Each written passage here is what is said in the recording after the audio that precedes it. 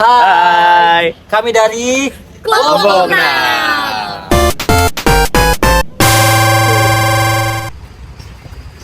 Selamat. Akun bank Anda hilang dari sistem dan saldo Anda 0 rupiah. Kok bisa sih? Kan nggak buka HP dari tadi. Nih, lihat. Nah, gimana kalau semua database di dunia ini hilang? Emang database itu apa sih? Halo semuanya, kenalin aku Dandi dan di sini aku sedang berada di Jogging Track Undip. Nah, aku di sini itu ingin bertanya kepada mahasiswa yang ada di sini mengenai apa itu sih database. Begitu, ayo ikuti aku.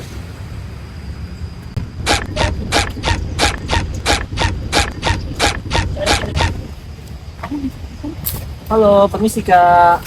Ya. Nah, jadi di sini aku mau tanya-tanya sebentar nih kepada kakak berdua mengenai apa itu database. Apakah boleh? Boleh. Nah, untuk pertanyaan pertama sendiri, menurut kakak deh, apa sih database? Database ya. Tempat nyimpan data mungkin? Bisa jadi. Kalau untuk kakaknya? Sama sih. Oke, mungkin untuk pertanyaan berikutnya, menurut kakak, apa yang akan terjadi jika database di seluruh dunia itu hilang? Nggak bisa pakai ATM dong. Kalau kakak? Akunya nggak bisa cek ke Shopee dong. Benar juga ya. Tapi kalau misalnya ternyata database beneran hilang, dunia tuh bakal kacau banget gak sih? Nah, jadi untuk penjelasan lebih lanjut mengenai apa itu database sendiri ada di video kita yang selanjutnya. Nah, tadi kan kita udah lihat video wawancara teman-teman kita tadi. Emang rata-rata belum pada tahu nggak sih basis data itu apa?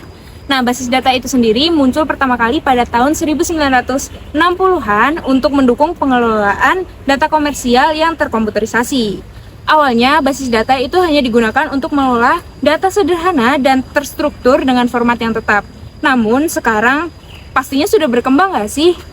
Menjadi sistem data yang lebih kompleks dan lebih bisa untuk mengelola berbagai jenis data. Kemudian ada karakteristik utama dari basis data itu sendiri. Yang pertama yaitu mengelola kumpulan data yang berharga. Yang kedua ada menangani jumlah data yang besar. Yang ketiga yaitu diakses oleh banyak pengguna dan aplikasi secara bersamaan.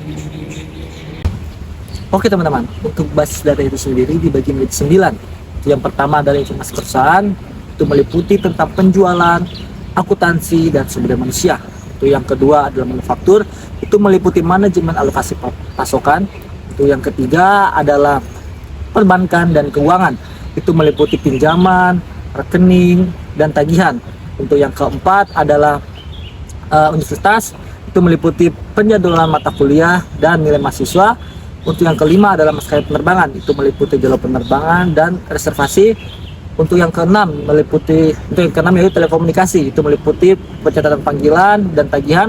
Itu yang ketujuh yaitu layanan berbasis web, itu meliputi media sosial, e-commerce, dan iklan online. Untuk yang ke-8 yaitu basis data dokumen, itu meliputi penyimpanan artikel dan penelitian. Dan untuk yang terakhir yaitu yang ke-9 yaitu sistem navigasi, yaitu meliputi penyimpanan lokasi dan jalur transportasi. Mau nambahin dong.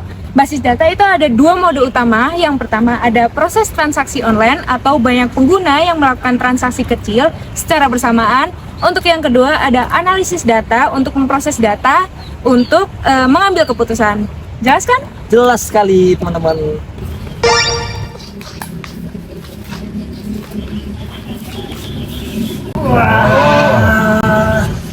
Nah, itu dia contoh jika kita tidak menggunakan sistem database. Nah, jadi tujuan dari database itu sendiri yaitu untuk mengatur atau mengatasi kelemahan atau kekurangan yang dihasilkan dari sistem konvensional tersebut. Yang pertama yaitu ada redundansi dan inkonsistensi. Jadi informasi yang sama dalam tempat yang berbeda itu menghasilkan inkonsistensi jika terjadi perubahan data. Contohnya nih, misal alamat dua mahasiswa dalam jurusan yang berbeda itu bisa saja tidak diperbarui secara bersamaan. Kemudian ada yang kedua yaitu kesulitan dalam akses data.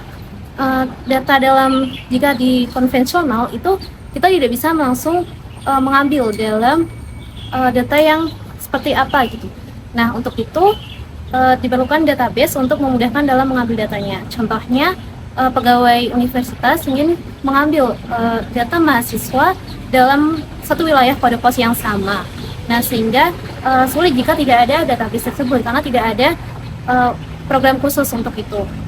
Nah, yang ketiga sendiri ada isolasi data. Data disimpan dalam berbagai file dengan format yang berbeda sehingga sulit untuk dikombinasi atau ditransisikan ke dalam data lain. Selanjutnya, lupa deh, coba kita tanya teman saya. Baik, selanjutnya ada masalah integritas. Di sini seperti batasan minimum dari saldo akun yang harus dijaga, karena akan sulit jika suatu program yang diterapkan berbeda-beda. Oke, selanjutnya ada masalah atomicity. Di sini seperti transaksi harus dilakukan atau tidak dilakukan sama sekali untuk menjaga kekonsistenan suatu data. Contoh, jika transaksi gagal dalam suatu proses, maka data akhir bisa saja tidak sesuai atau tidak akurat. Kemudian ada anomali akses kebersamaan. Jika dua transaksi dilakukan secara bersamaan, dengan pengelolaan yang tidak baik, maka hasil akhir bisa tidak sesuai atau tidak akurat. Contoh, jika terdapat dua pegawai yang melakukan transaksi saldo secara bersamaan di satu akun, maka hasil akhir bisa tidak sesuai. Yang terakhir, ada masalah keamanan. Tidak semua pengguna diperbolehkan untuk mengakses seluruh data. Contoh, seperti staf pengaji tidak hanya diperbolehkan untuk mengakses data keuangan, namun tidak diperbolehkan untuk mengakses data akademik dari akun mahasiswa tersebut. Nah, dari seluruh tujuan dari basis data yang saya dan teman saya jelaskan tadi, semua permasalahan ini dapat diselesaikan dengan pengelolaan yang baik dan terstruktur. Aduh, pusing ya Allah. Harus belajar basis data apa lagi baru paham. Kamu nggak tahu mau belajar apa lagi di basis data? Sini aku kasih tahu. Di basis data ada view of data. Di sini sistem data menggunakan abstraksi data untuk mempermudah akses pengguna untuk mengakses informasi. Nah, dalam abstraksi data terdapat 3 tingkat utama. Yang pertama ada physical level. Di sini menjelaskan bagaimana cara menyimpan data secara fisik di disk atau perangkat penyimpanan lainnya. Yang kedua ada logical level. Di sini menjelaskan tentang menentukan jenis data yang disimpan dan hubungan antar data. Yang ketiga atau yang terakhir ada view level. Di sini untuk menampilkan bagian tertentu dari data yang dibutuhkan oleh pengguna tanpa menampilkan seluruh struktur data. View of data memiliki berbagai jenis. Sebagai contoh, yang pertama ada model data. Model data adalah alat konseptual untuk mendeskripsikan struktur dan membangun sebuah data.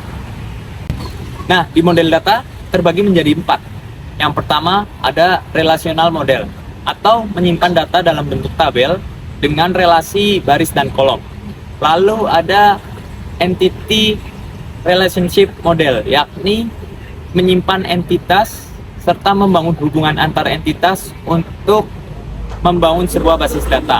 Dan yang ketiga ada semi-structure model, yakni data tidak memiliki struktur yang tetap seperti JSON. Lalu yang keempat ada object based model, berbasis model dengan properti dan menemukan objek tertentu. Selanjutnya di jenis view of data yang selanjutnya ada model relasional, yakni menyimpan data dalam tabel.